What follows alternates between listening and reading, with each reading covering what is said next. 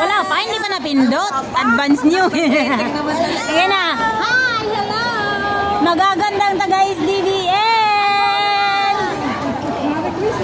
Wakanan Day. Bagong Pilipinas. Bagong bansa. 20 bigas hanggang ngayon wala.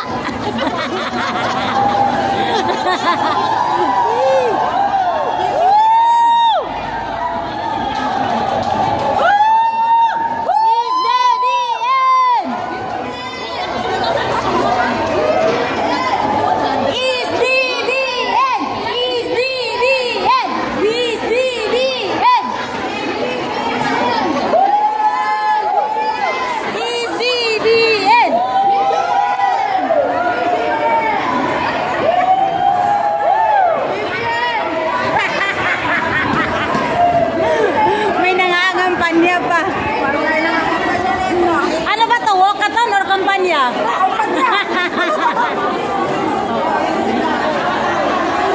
Walkathon for peace!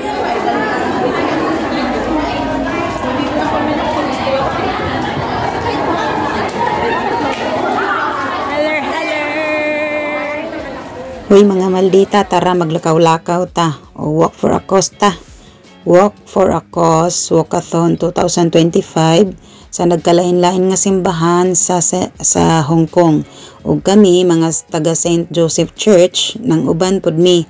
So kanang mga nanggikalo og blue mao nay mga taga St. Joseph. So dili na mo malibog kung ikawa mo siyang kauban tungod sa kadaghang tawo, mangita ra mo sa mga nanggikalo og blue o sigurado nga dili mo mawala.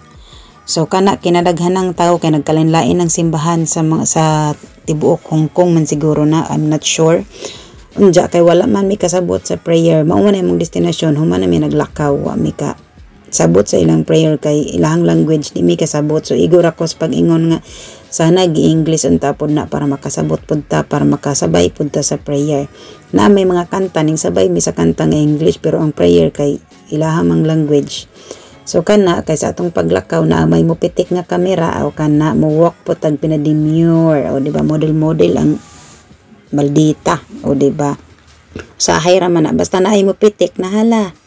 Unja ani nga time nag picture taking na sa each church sa kada community sa mga church o tanawang mga taga St. Joseph Church ay isa-isa na sa mga kalo nga blue.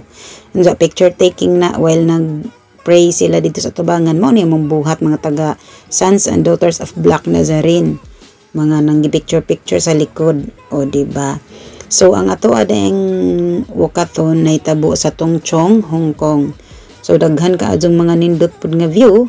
So kay na ay view na adjong na picture taking o di ba. Inga naman na maura na yato ang kinaham kinaham asa na mato nga word gikan oy kinaham o while naghuman na mamis among lakaw, padong na mi manguli so ga picture sa apod mi ginagmay dara pang remembrance ba o di ba.